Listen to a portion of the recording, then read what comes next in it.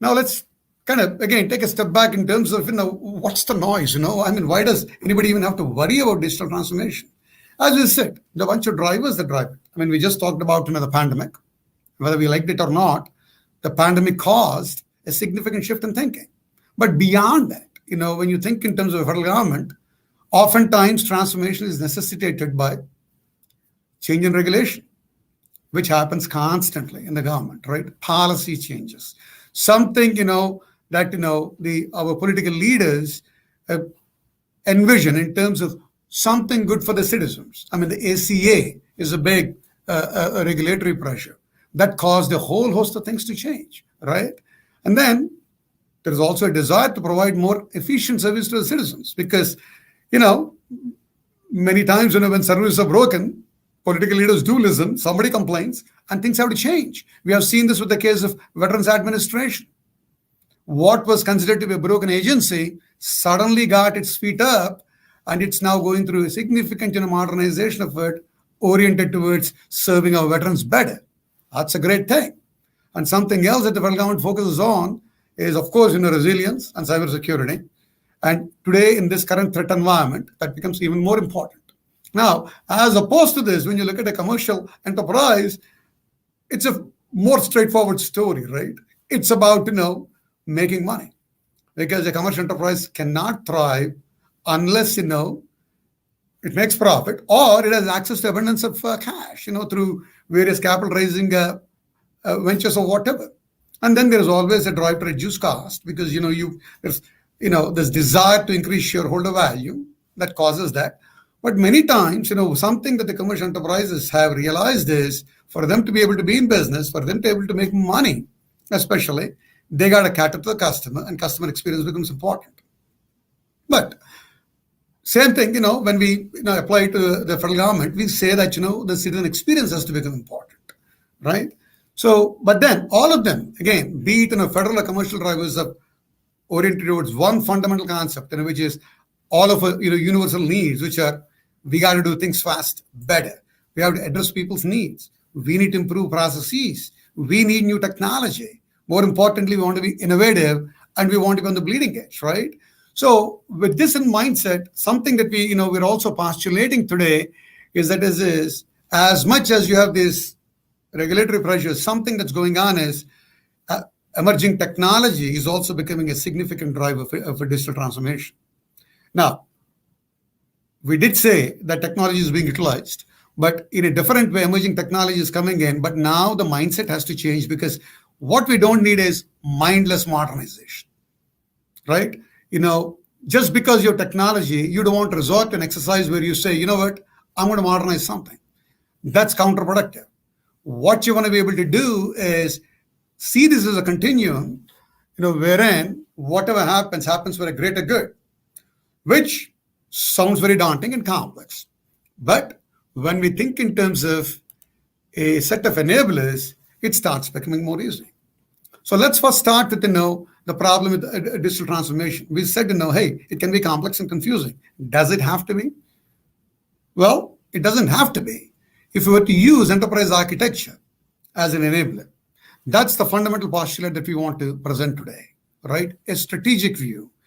Get your priorities right. Use EA as a vehicle or a framework for you to be able to establish your priorities.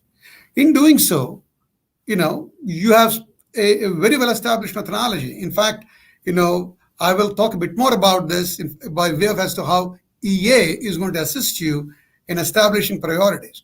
But then it's just not about defining priorities in projects. It's about doing that something that produces value. From our perspective, value is driven by what is found to be useful by the end user. I mean, there is always the cost considerations, so on and so forth. Now, one great thing that the federal government is blessed with is they don't necessarily think only in terms of cost, right? I mean, the government thinks in terms of doing something right. So when we say we want to do something right, we want to focus on citizen experience, and then that becomes an enabler because it helps you clarify, what you need to do, and then helps you prioritize, your projects better, furthermore, right? And then, what we say is user experience now, right? going from customer experience, which is more about clarifying more and more about what does the customer need, to going to user experience is also, it touches upon what does the user need, but also how to do it so that the experience is enhanced, so that it is very easy to use, adaptable, right? You know, from that standpoint, when you bring that as an enabler, it helps you clarify concepts, your proposals, and results in some very concrete work products. But most importantly, none of this can work without a change management agenda.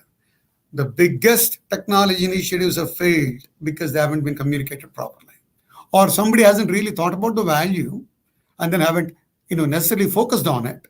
But even if they did, they didn't communicate it very well. So this presentation is all about talking through these 4 enablers. I mean, if everybody gets this and if they know what we're talking about, we can stop the presentation right here. But then there is more to come, right? So as we move forward, now let's talk in terms of EA.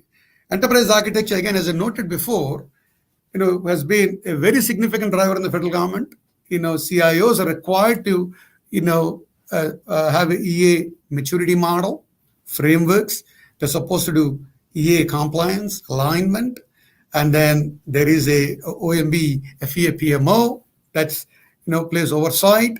There's a lot that the CIO worries about in terms of enterprise architecture. But the beauty of enterprise architecture is it becomes the medium through which the mission or the business can communicate to IT if used effectively, right? It communicates the vision, translates them into very concrete blueprints that can be implemented, and then allows you to talk in terms of a common language wherein priorities are well understood. And the key elements of EA, from the standpoint of what needs to be utilized even for digital transformation, would be a framework. And a whole set of frameworks available. A framework can be utilized very, very rigorously to produce a lot, or it can even be used very simply to clarify a few things, and you will see that. And then you can arrive at a reference model, which becomes the guidance framework for you to do what you need to do in terms of your technologies, your implementation, your processes, so that it literally results in a checklist. And then what you need is governance, because things are never static; they change. So you got to be able to update your reference models, with the right kind of changes, and be able to govern them in such a way that things are done consistently, right? So as we continue to think about EA becoming an enabler, a very simple way to look at this is just to set your priorities, right? You can think in terms of a framework-based analysis. Now, there are a lot of frameworks out there. This is what's Zachman-esque, as we call it.